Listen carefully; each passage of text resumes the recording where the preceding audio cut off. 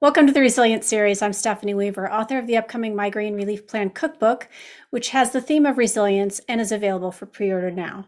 My guest today is Birkett Morris. Ellen is a poet and writer whose personal story of resilience informs her work, as in her debut short story collection, Lost Girls. Welcome, Ellen. Oh, I'm so glad to be here. It's great to see you. So let's start with your personal health history, because that does inform your work a lot, and we wanted to start there. Yeah, absolutely. I was actually born 3 months early in 1965, before they had miniaturized medical equipment for children, that sort of thing, and was born with a mild case of cerebral palsy. And what that meant for me was that when I was young, I was up on my toes because of the tightness of my Achilles tendons until I had tendon release surgery at 5 that really allowed me to walk and to run and do those things I'd seen other children do for a very long time. What it also, though, I think did for me was, because I would fall quite often, I wore metal braces. I got really trained to pick myself up. In fact, my mother told a story that just made me profoundly sad, which was that the doctor told her not to pick me up when I fell so that I would learn to pick myself up, and how challenging that was for her to try to let me learn those skills of picking myself up. And of course, that's probably a pretty antiquated approach because it was the early 70s, but late 60s. But I think her heart was in this idea of really letting me learn to rebound, pick myself up, and go on from there. And so it was a strange but fruitful training ground for what would happen later as a writer, and the kind of rejection and the challenges you find as a writer. So. Absolutely. So tell us how your short story collection, Lost Girls, reflects your own resilience. Tell us about that book and kind of what the themes of the book are. Right, absolutely. So the Lost Girls are stories about women and girls, stories of resilience, and stories of women helping women through the passages of life. And so, what you'll see if you read Lost Girls is that I've got characters who face big obstacles. Two young girls who are contemplating the illness of a mother who loses a child, a woman who runs into somebody she knew in her childhood who had been abused, and she had sort of had a hint of the fact that that was going on. And so she dealt with her own complicity and trying to forge yet again a relationship with this woman that she had known so very well so long ago. I've got women who are aging and who are struggling to deal with the realities of their aging, while at the same time they have friends who are dealing with bigger issues like Alzheimer's. So it really runs the gamut of the experiences of women and girls.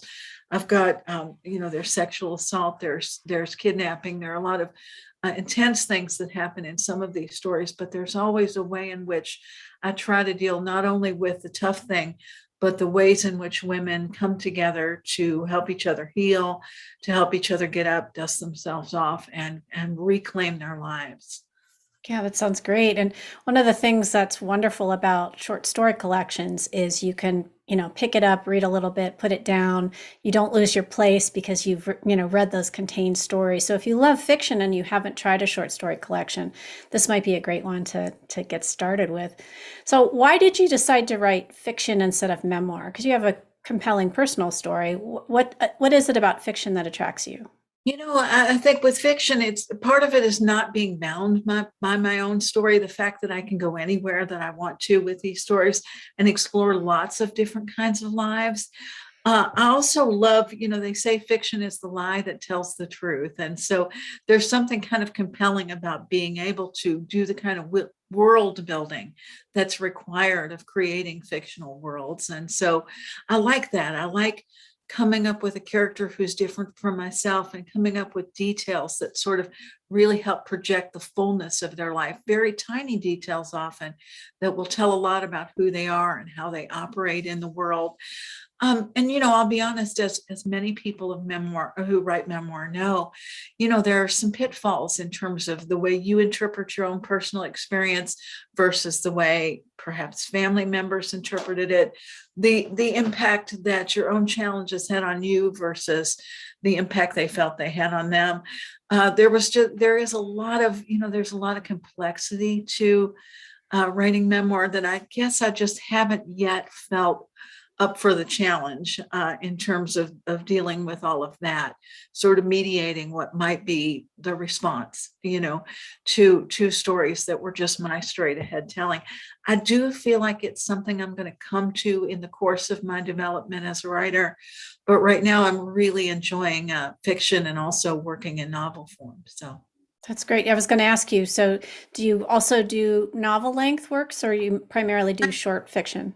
I do. I've got two novels that are, currently, I think one of them is done, the other one is still kind of in development.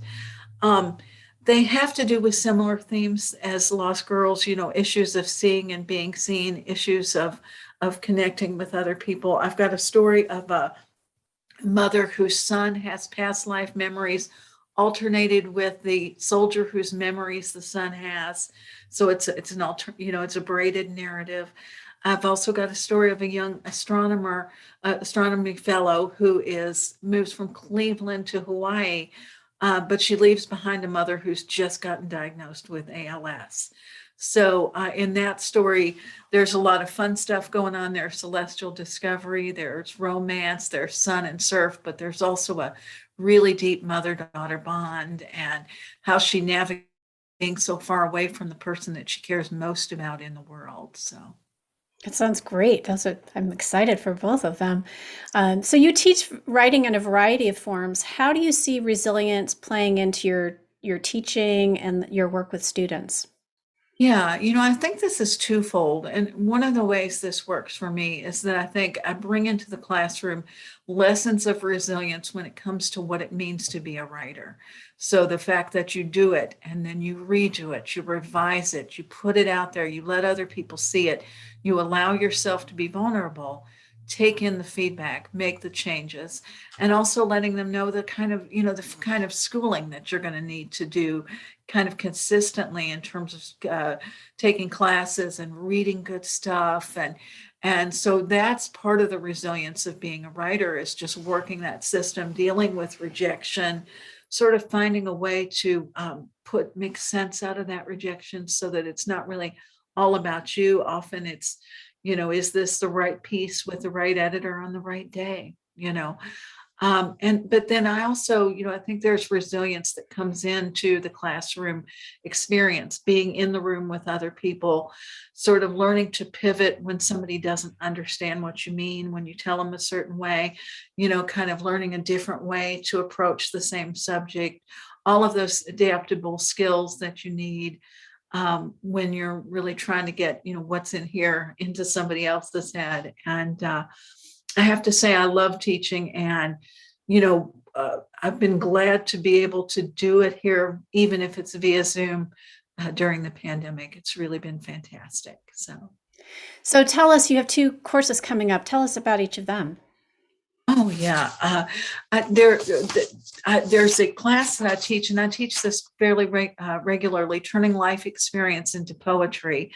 And I'm teaching this for the Story Circle Network, and it'll start on March 30th. And that really does involve students bringing in their own personal experiences and learning how to turn those experiences into a poem. So the difference between what I say to them is the difference between, you telling a story to a friend and you turning this into a poem is that you're going to really hone this. You're going to pick out the very important and specific details. You're going to find objects or images that stand in the place of emotions, and you're going to craft your telling of your own personal experience. So I'm going to teach them how to sort of hone in on the right kind of language, narrow their focus in a way that sort of crystallizes it in the way that good poems do, and talk about things like tone and rhythm and setting. And to do that, I've got a lot of good examples of poetry that I'll be sharing with them, some of which they probably haven't heard before. And so that's a lot of fun too, to see the students have exposure to that. The other thing I've been a part of is a panel that is on writing sex scenes, the art of intimate prose. And this is for the Get Lit Festival. And the Get Lit Get Lit Festival will have both in-person and online components, and it'll run from April 21st through the 24th. And I did this with a series of other authors, and we ran the gamut from people who wrote very explicit sex scenes that seemed like they might have been very challenging to write, to for instance, I have the sex scenes I have in my book, Lost Girls, tend to be more tender. These are the scene in particular I'm thinking of was between two older people. So it didn't read like the other sex scenes, but as a panel, we were really able to run the gamut of sort of what that could look like and how best to do that in a way that will keep your readers engaged. So That sounds great. So we'll have the information at the end of the show of where you can find those courses. So Ellen, how do you define resilience?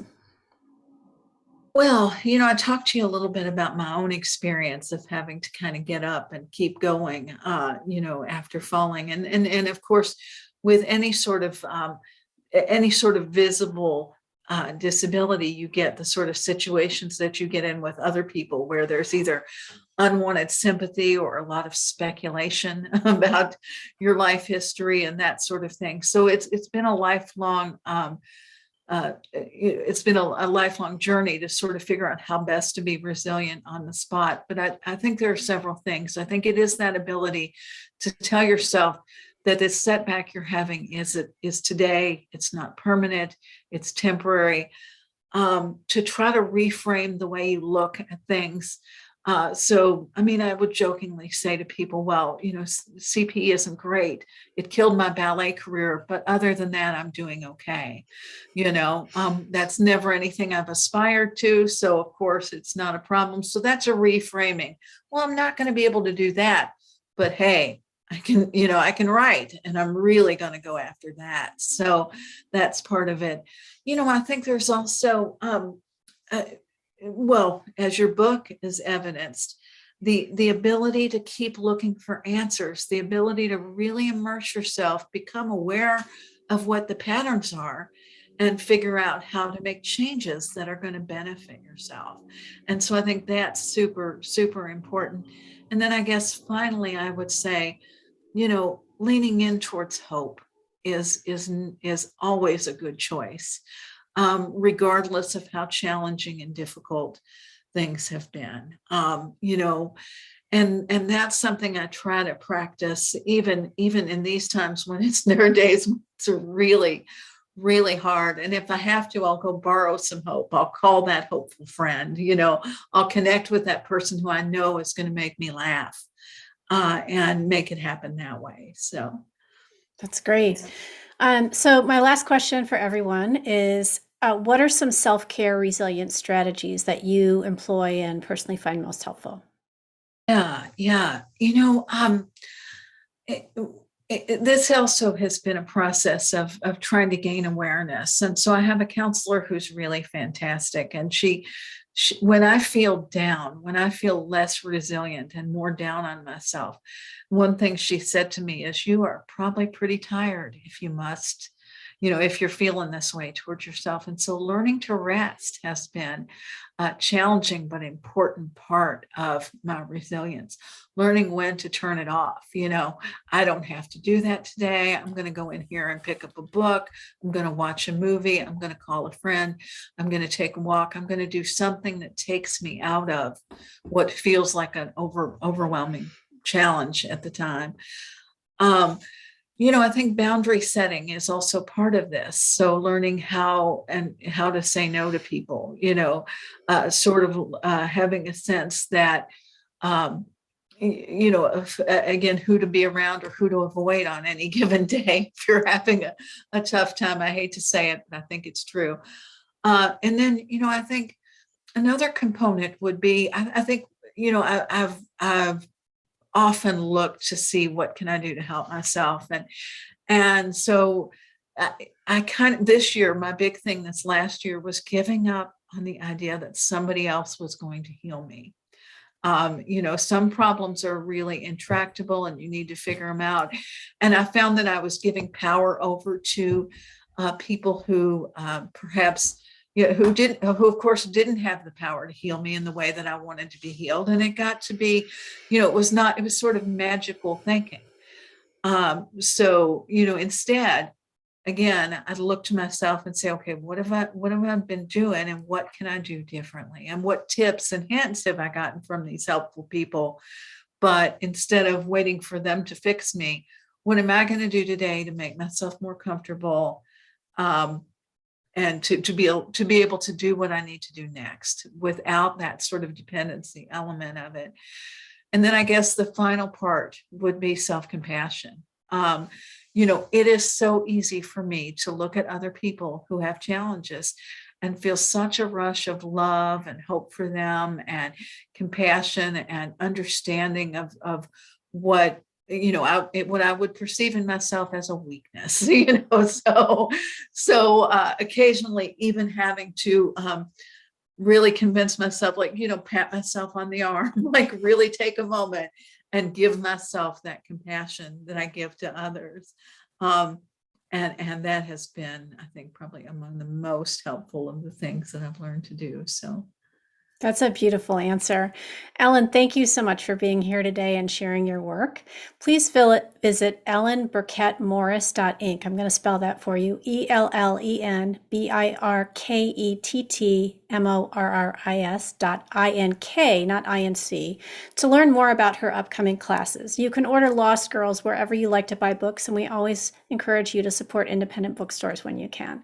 Check out other episodes of the Resilience series on Facebook, Instagram, and YouTube. Follow me at SWeaverMPH to learn more about my upcoming book, The Migraine Relief Plan Cookbook, which is due out this summer and is available for pre-order now. Thanks so much for watching.